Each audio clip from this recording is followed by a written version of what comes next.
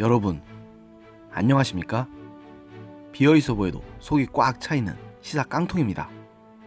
여러분의 구독과 좋아요, 그리고 공유가 여러분의 주변을 바꿀 수 있습니다. 꼭 부탁드립니다. 최근 들어 문재인 정부의 비행위가 전방위로 폭로된 상황에서 검찰과 청와대 기싸움이 매우 팽팽하게 전개되고 있는데요. 이런 상황에서 검찰이 4일 유재수 전 부산시 경제부시장 개인 비리 감찰 무마 의혹 및 김기현 전 울산시장에 대한 불법 사찰 의혹과 관련해 청와대에 대한 압수수색을 벌리면서 청와대와 문재인 대통령은 매우 어려운 상황에 직면할 것으로 보입니다. 서울 동부지검 형사 6부는 4일 오전 11시 30분경 검사와 수사관 등을 보내 대통령 비서실에 대한 압수수색을 착수했는데요. 이날 압수수색은 무려 6시간이나 이어져서 오후 5시 50분경이 되어서야 종료됐습니다.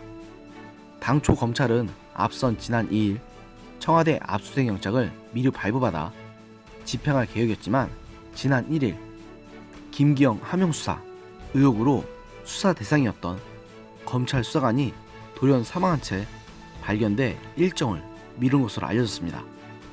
다들 잘 아시는 대로 지난달 27일 구속된 유 전 부시장은 2017년 금융위원회 금융정책국장 근무 시절 여러 업체로부터 자녀 유학비, 비행기 티켓 등 수천만 원대 금품을 수수한 혐의와 민정수석실 지시를 받고 움직인 청와대 특감반의 감찰무마 의혹 등에 연루되어 있는 상황입니다.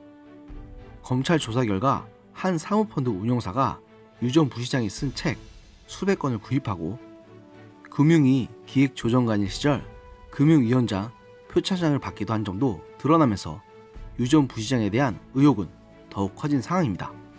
게다가 유 전 부시장에 대한 감찰에 나섰던 청와대 특별감찰반원들은 유 전 부시장 등에 대한 감찰이 윗선 지시로 무마됐다고 진술하고 있는데요. 검찰은 이 윗선을 확인하는데 수사를 집중하고 있습니다. 또한 검찰은 2017년 청와대 민정수석실이 유 전 부시장 비리 의혹을 감찰하다 돌연 중단한 것과 관련해 당시 보고문건과 감찰 자료 등을 확보하려는 것으로 알려졌습니다.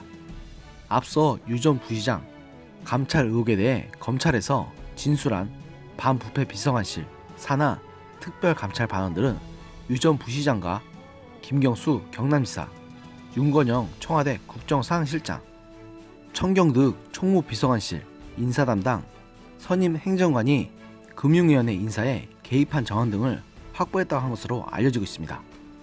다만 청와대는 해당 자료가 이미 폐기됐거나 제출하지 않았다고 합니다.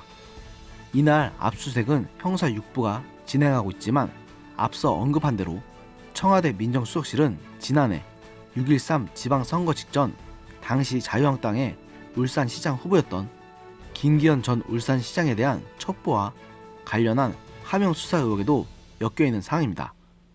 김 전 시장과 관련된 비위 첩보가 청와대에서 경찰로 하달돼 하명 수사가 진행됐고 이로 인해 울산시장 선거 결과가 상당한 영향을 받은 만큼 검찰에서 이와 관련한 수사를 진행할 수밖에 없는 상황인데요. 검찰에서는 당시 김 전 시장 수사 총괄자였던 황운하 울산지방경찰청장을 한국당이 고발한 사건 등을 넘겨받은 상황입니다. 참고로 청와대에 대한 압수수색은 이번 정부 들어 두 번째 있는 일인데요. 지난해 12월 26일에도 서울 동부지검 형사 6부가 특감반원 출신 김태우 전 검찰 수사관의 고발로 공직자 비위 의혹 묵살과 민간인 사찰 의혹에 대한 확인 차원에서 압수수색을 진행한 바 있는데요. 첫 압수수색은 외부에서 자료만 넘겨주는 행태인 임의 제출 형식으로 이루어져 하나마나라던 비판을 받았는데 이번 압수수색 또한 임의 제출 방식으로 진행했습니다. 청와대는 현행 형사소송법이 규정하는 군사상 비밀을 요하는 장소이자 중요 국가보안시설로 해당 장소의 책임자 승낙 없이는 압수수색을 할 수 없기 때문입니다. 한편 청와대는 이날 늦은 오후 고민정 대변인 브리핑을 통해 청와대 압수수색 관련 청와대는 절차에 따라 성실히 협조했다. 청와대는 국가보안시설에 해당하여 형사소송법상 압수수색이 불가능하고 이를 허용한 전례도 없다. 이렇게 강조했는데요. 이에 대해서는 현 집권 세력이 야당 시절 이른바 국정농단 의혹을 빌미로 특검과 검찰에 청와대 압수수색 강행을 성원하고 이를 거부한 황교안 당시 대통령 권한대행을 비난한 태도와 상반되는 지적이 나옵니다. 심지어 청와대는 집권 중 두 번째로 받는 이번 대통령 비서실 압수수색에 대해서는 그 취지 자체를 폄하하기까지 했는데요.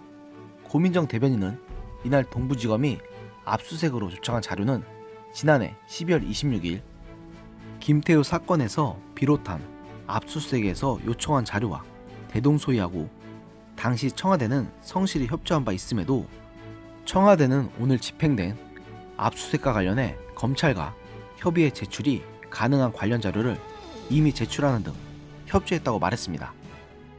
그러면서 다만 비위 혐의가 있는 제보자 김태우의 진술에 의존하여 검찰이 국가 중요 시설인 청와대를 거듭하여 압수수색을 한 것은 유감이다.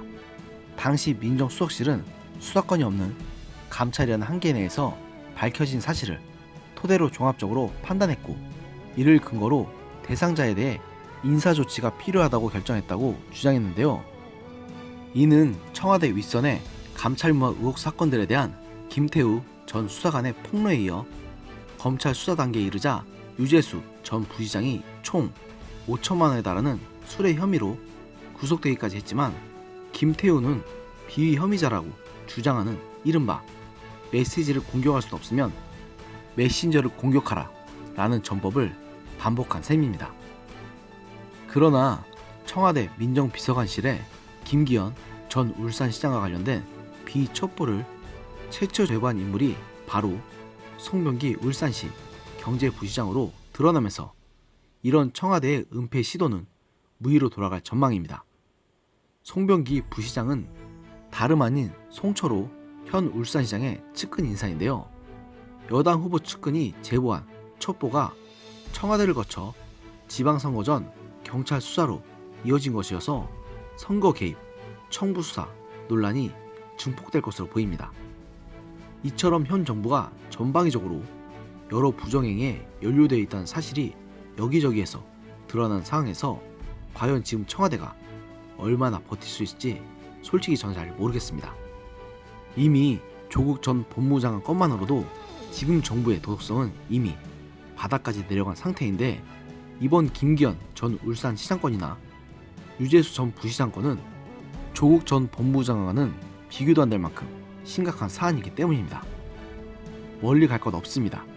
그 옛날 자유당 정권이 끝내 붕괴한 이유가 무엇이었습니까? 바로 부정선거 때문 아니었습니까? 또한 노무현 전 대통령이 탄핵 소추를 당한 건 역시 몇 마디의 말 때문에 선거 중립 의무를 위반했다는 것이 가장 주된 이유 중 하나였습니다.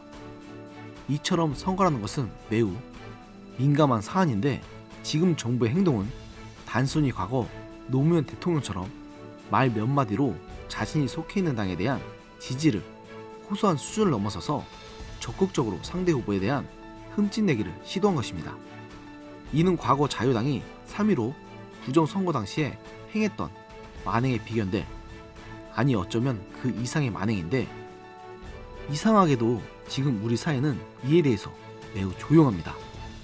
과거 3.15 부정선거처럼 대학생들이 들고 일어나야 한 사안인데 말입니다. 만일 이 의혹이 정말 사실로 드러난다면 저는 지금 정부가 우리나라 역사상 최악의 정부 중 하나로 기록되리라고 확신합니다. 그리고 이런 정부가 부디 두 번 다시는 인류 역사에서 탄생하지 말기를 바랄 뿐입니다. 오늘의 영상은 여기까지였습니다. 들어주셔서 감사합니다. 여러분의 소중한 의견 댓글에 남겨주십시오. 감사합니다.